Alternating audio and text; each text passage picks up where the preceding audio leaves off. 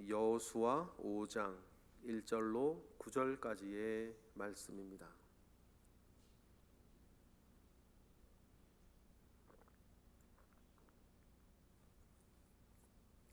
여호수아 5장 1절로 9절까지의 말씀, 우리 다 같이 한 목소리로 합독하겠습니다. 요단 서쪽의 아모리 사람의 모든 왕들과 해변의 가나안의 모든 왕들이 여호와께서 요단물을 이스라엘 자손들 앞에서 말리시고 우리를 건너게 하셨음을 듣고 마음이 녹았고 이스라엘 자손들 때문에 정신을 잃었더라. 그때에 여호와께서 여호수아에게 이르시되 너는 부싯돌로 칼을 만들어 이스라엘 자손들에게 다시 할례를 행하라 하시매 여호수아가 부싯돌로 칼을 만들어 할례 산에서 이스라엘 자손들에게 할례를 행하니라. 여호수아가 할례를 시행한 까닭은 이것이니 애굽에서 나온 모든 백성 중 남자 곧 모든 군사는 애굽에서 나온 후 광야 길에서 죽었는데 그 낳은 백성은 다 할례를 받았으나 다만 애굽에서 나온 후 광야 길에서 난 자는 할례를 받지 못하였음이라. 이스라엘 자손들이 여호와의 음성을 청종하지 아니하므로 여호와께서 그들에게 대하여 맹세하사 그들의 조상들에게 맹세하여 우리에게 주리라고 하신 땅 곧 젖과 꿀이 흐르는 땅을 그들이 보지 못하게 하리라 하시매 애굽에서 나온 족속 곧 군사들이 다 멸절하기까지 40년 동안을 광야에서 헤매었더니 그들의 대를 잇게 하신 이 자손에게 여호수아가 할례를 행하였으니 길에서는 그들에게 할례를 행하지 못하였으므로 할례 없는 자가 되었음이었더라. 또 그 모든 백성에게 할례 행하기를 마침에 백성이 진중 각 처소에 머물며 낫기를 기다릴 때에 여호와께서 여호수아에게 이르시되 내가 오늘 애굽의 수치를 너희에게서 떠나가게 하였다 하셨으므로 그곳 이름을 오늘까지 길갈이라 하느니라. 아멘. 길갈에서의 할례 사건을 오늘 우리는 읽었습니다.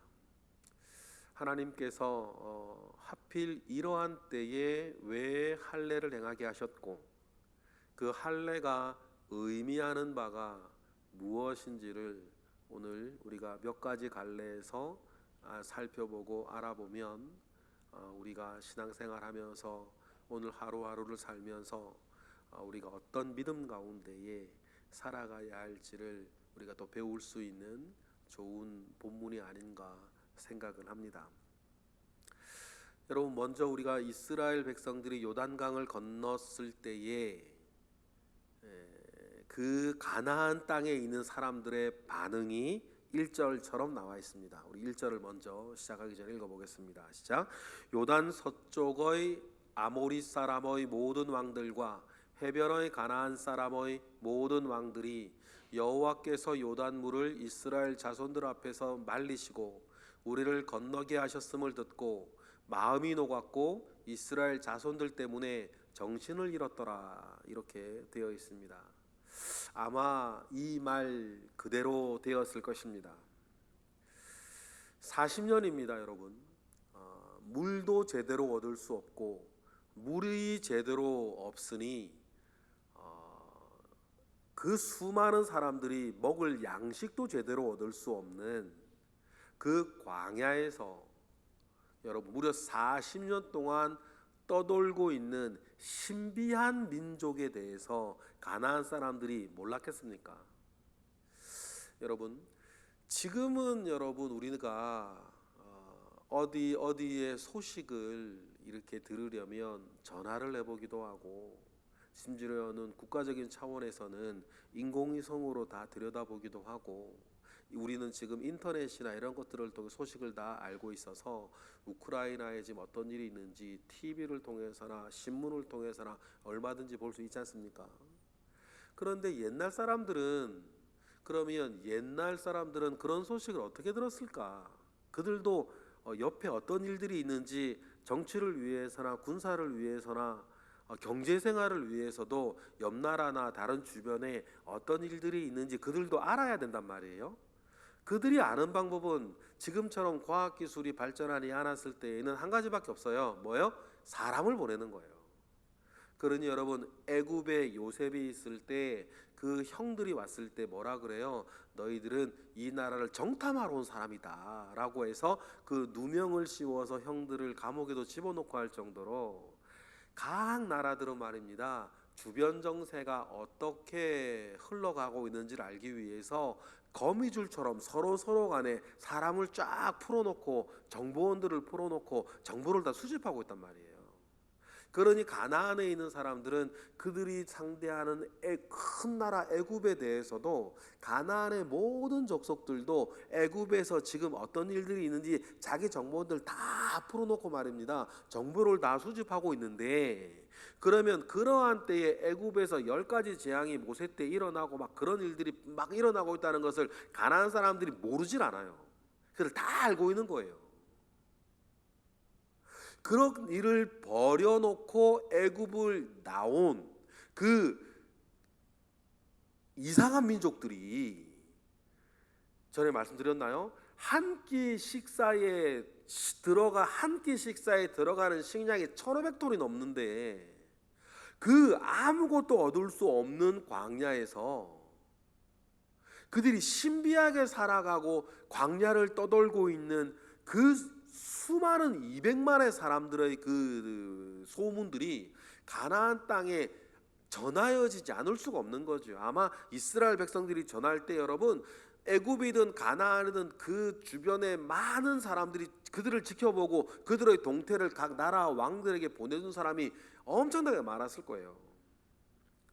그러니 그 가운데에서는요, 아멜렉처럼 전쟁을 벌이는 사람도 있고, 또 어떤 민족처럼 여러분 막 그들을 어떤 민족인지 막 두려워해서 그들을 신과 떨어뜨리기 위해서 유혹에 빠뜨리는 사람도 있고, 어떤 민족들은 너무 두려워서 선지자를 돈 주고 사와가지고 그들을 주술적으로 저주하려고 했던 민족들, 오보소경에 다 나오는 얘기 아닙니까? 그런 사람들이 등장한다는 것 자체가 뭐예요? 신비한, 정말 사람이 살 수 없는 땅에서 떠돌아 살고 있는 그 사람들에 대한 소문들, 그 긴장하고 있는 일들은 가나안 땅에 퍼져 있었을 거예요.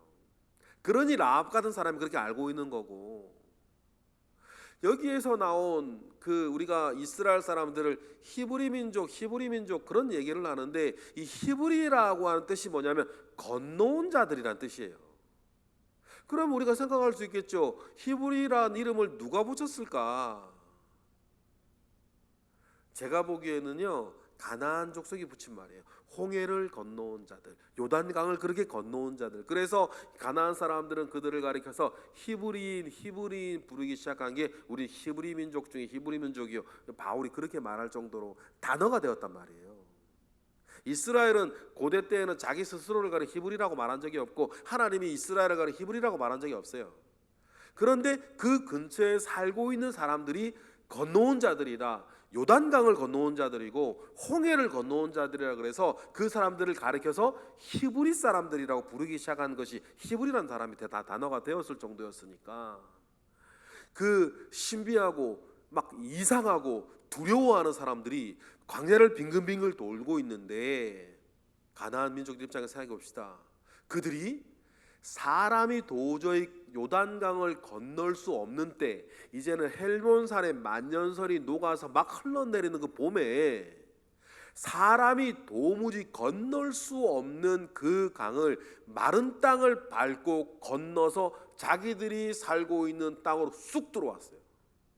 그러니 여러분, 우리가 읽었던 1절처럼 그 모든 이야기를 듣고 모든 왕들이 마음이 녹았고 정신을 잃을 정도가 되는 거예요.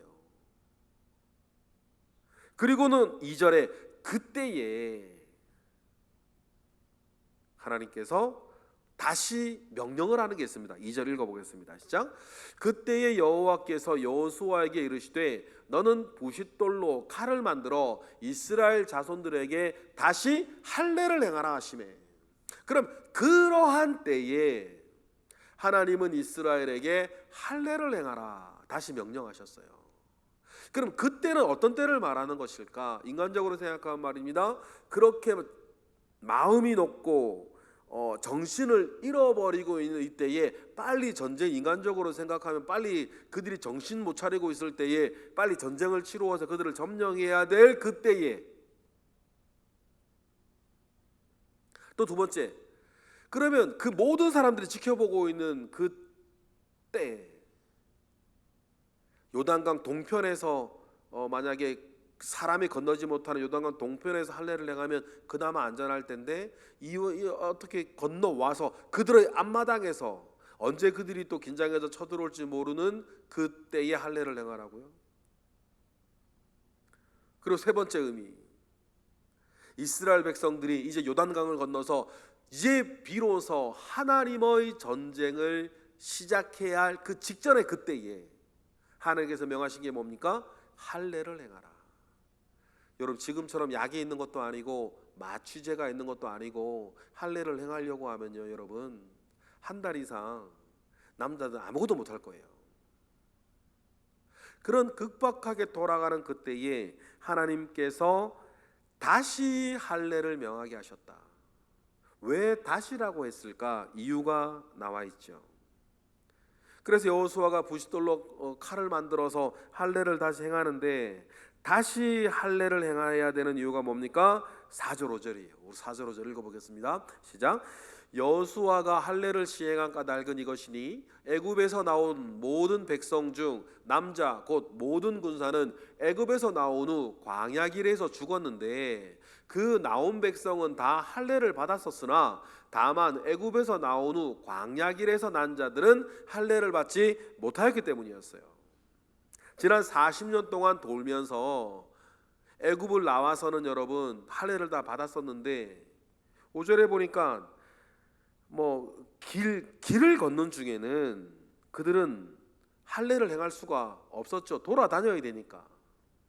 그래서 여러분 할례를 행하지 못한 1세대, 할례를 행했던 1세대들은 이제 다 40년 동안 광야에서 죽었고, 광야에서 18세 이상 사람들이 다 죽을 때까지, 그리고 다시 태어나는 사람들이나 18세 이하의 남자들은 뭐를 받지 못한 거예요? 할례를 받지 못한 거죠. 그래서 다시 할례를 행하라고 하나님은 여호수아를 통해서 명령하셨는데, 6절부터 이해 내용은 그거예요. 왜 그러면 1세대 사람들은 가나안 땅에 들어가지 못하고, 다시 말하면 할례를 맨 처음 출애굽에서 했던 사람들은 가나안 땅에 들어가지 못하고 광야 40년 동안 광야를 돌면서 죽게 되었을까? 그 이유는 우리가 잘 알고 있죠. 가데스 바네아에서 가나안 땅을 정탐하러 보냈을 때에 40일을 정탐했었는데 그들이 여호와의 목소리를 청종하지 아니하고 그들의 처한 상황과 그들의 인간적인 눈에서만 보고 들고 일어나서 하나님과 모세를 대적하여서 말입니다, 순종하지 아니하고, 그때 여태까지 하나님께 보여주신 기적이 있고 하신 말씀이 있는데, 우리도 그럴 때가 있어요. 여러분, 우리가 읽고 있는 큐티 말씀이 있고 듣는 설교 말씀이 있고 우리가 기도하는 것들이 있는데, 어떤 일들이 벌어지면 하나님이나 내가 읽은 말씀이나 내가 듣는 말씀은 아랑곳하지 아니하고 내 눈앞에 벌어진 일 때문에 속절없이 무너지는 일들이 사실 우리에게도 있는 거 아니에요. 어떤 일들이 생기고 고통이 찾아오고 환난이 찾아오고 부담거리가 생기고 불안할 일들이 막 생기고 말입니다. 내 몸이 아프고 누가 아프고 어떤 일들이 잘 안 되고 막 그랬을 때에는 우리도 그럴 때가 사실은 있으니까 대놓고 이스라엘 사람 욕하기는 어려워요. 나는 안 그런가? 그러니 우리가 오늘과 같은 말씀을 우리가 읽으면서 우리의 믿음 붙잡는 것 아닙니까? 믿음의 주여 온전케 하시는 예수 그리스도만 바라보며 사는 사람으로 우리를 자꾸만 붙잡아 나아가야 되는 이유가 여기에 있는 것이죠. 그때 이스라엘 백성들이 그렇게 불순종한 것을 하나님이 심판하시고 진노하셔서 가나안 땅을 점탐하였던 40일의 시간을 하루를 1년으로 바꾸어서 40년 동안 광야를 돌게 하신 거잖아요. 그럼 의미적으로 뭐예요? 40년 동안 광야를 돕는 것은 그때 불순종하였던 이스라엘 사람들이 죽을 때까지 기다리는 거예요. 그 사람 죽을 때까지 도는 것 아닙니까? 그 도는 동안에 이스라엘 사람들이 그걸 알았어요. 그러니 일평생 40년 동안 광야를 돌아야 된다라고 하는 것을 알던 사람들이, 골아간 사람들은 어떻게 해요? 그래서 쿠데타를 일으키는 거예요. 반역을 일으키죠. 그래서 이스라엘이 막 아주 고생을 합니다.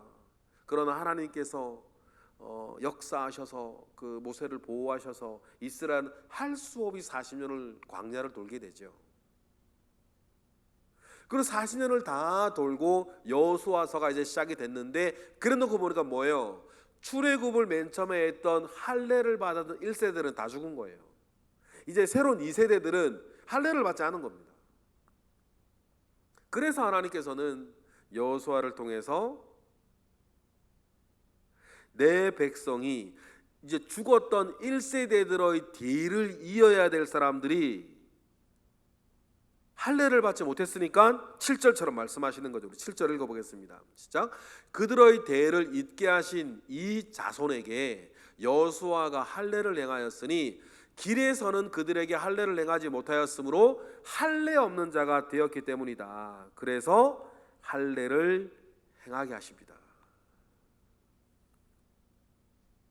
그래서 할례를 해가고 저마다 낫기만을 기다리고 있을 때 하나님께서 이 할례의 의미를 다시 한번 이 할례 받은 이스라엘 사람들에게, 너희들이 지금 요단강을 건너서 온 이 땅에서 할례를 하게 한 하나님의 그 뜻을 이스라엘에게 다시 한번 알려주시는데, 이 이유 때문에 할례를 행하겠다는 것을 명심하라고 하나님께서 말씀해 주신 것이 9절이에요.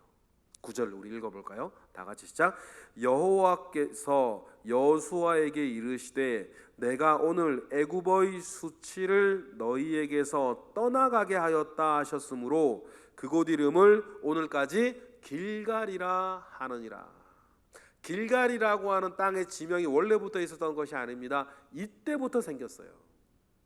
물론 우리가 여호수아 4장에서도 길갈이라는 이름이 나오는데 그 이름이 그때도 나오는 거는 여호수아를 맨 마지막에 이제 마무리하는 사람들이 이제 그곳 이름을 이제 이미 길갈이라 부르고 있으니까 길갈이라고 말했지, 길갈이라고 그 땅 이름이 붙여진 것은 언제부터라고요? 요 할례를 행한 이때부터 그곳을 길갈이라고 이름을 부르기 시작했어요. 그런데 이 왜 길갈이라고 했냐면, 그 길갈에서 하나님께서 이스라엘에게 할례를 명령하셨는데 그 할례의 의미가 뭐라고요? 애굽에서의 수치를 떠나가게 한다라고 하는 의미의 할례였다는 거예요. 그래서 길갈의 뜻이 뭡니까? 떠나가게 하다. 원래 길갈이 어떤 단어가 아닙니다. 의성어 같은 거죠. 힘차게 물건을 밀 때 힘주어 말하는 의성어예요. 그 영차 뭐 이렇게 얘기하기도 하죠. 그런 의성어 기르가르를 길갈이라고 하는 단어로 이렇게 치환이 되어져서 애굽에서의 수치를 떠나보냈다라고 하는 의미의 길갈이 됩니다. 이제 이스라엘 사람들은 그 뒤에는 이제 길갈을 보면서 두 가지를 생각할 거예요. 우리는 애굽에서 노예로 있던, 아무 희망도 없는 애굽에서 벽돌 굽는 노예였던 옛사람을 생각하는 거예요. 그 옛사람의 수치를 하나님의 백성이었으나 하나님의 백성으로 살지 못하고 애굽에서 벽돌 굽는 노예로 바로 밑에서 비굴하게 살아갔던 그 모든 애굽에서의 수치를 떠나가게 한 날, 그리고는 말입니다, 이제 가나안 땅의 주인이 되어서 하나님의 백성 되어서 하나님의 나라를 이루어간 새 사람을 입으니 그 분기점이 된 것, 그곳이 어디입니까? 이 길갈인 거예요.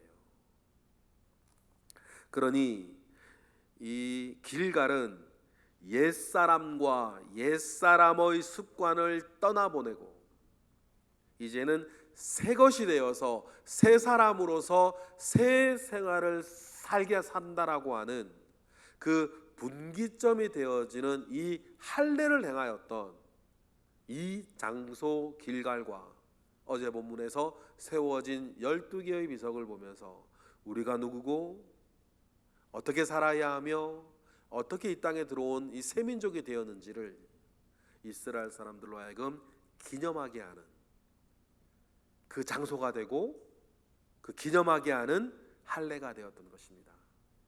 여러분, 오늘도 우리가 보면서 군사적으로나 사회적으로 그러한 상황 가운데에서 할례를 명하신 하나님을 보면서 너희들이 군사로 이 땅을 차지하는 것도 아니고 너희들이 헤엄을 잘 치어 요단강을 건넌 것도 아니고 지금까지 온 것도 앞으로 되어지는 모든 일들도 나 여호와 하나님이 함께하면서 되는 일이니 너희는 할례와 같이 애굽에서의 모든 수치를 떠나보내고 이제는 하나님의 백성으로 온전한 새 사람 되어서 하나님과 동행하여 모든 일을 하면 여러분 요단도 건너는 것이고 가나안 땅도 차지하며 살아가는 새민족 새 사람이 될 것이라고 하는 증표를 여러분 이스라엘이 지금 가지게 되는 것처럼 저와 여러분도 그 증표 가지며 사는데 조금도 부족함이 없는 저와 여러분 되시기를 주님의 이름으로 축복합니다. 우리 역시 옛사람이 있었고 옛사람의 습관이 있었으나 주 예수 그리스도 안에 그걸 다 끊어내고 길갈하고 우리는 새 사람이 되어서 새 사람의 습관을 쫓아 살아가는 그 일들이 완전히 내 것이 되어지는 그 일들이 우리의 하루하루가 쌓여가면서 되어질 수 있는 우리의 영적인 길갈이 내 가운데 있다는 것을 기억하고 길갈에 걸맞는 삶을 사시는 저와 여러분 되시기를 주님의 이름으로 축복합니다. 기도하겠습니다. 할렐루야. 하나님 감사와 영광을 올려드립니다. 하나님 아버지의 크신 은혜가 우리 가운데에 있습니다. 주여 은혜 위에 은혜를 더하시고 이전 것은 지나가고 보라 새 것이 되었도다 라고 하는 말씀처럼 우리를 새 것 만들어 주셨으니 새 생명을 가진 새 사람으로서 새 생활을 사는 데 부족함이 없도록 주님 우리에게 은혜를 더하여 주옵소서. 예수 그리스도 이름으로 감사하며 기도드렸나이다. 아멘.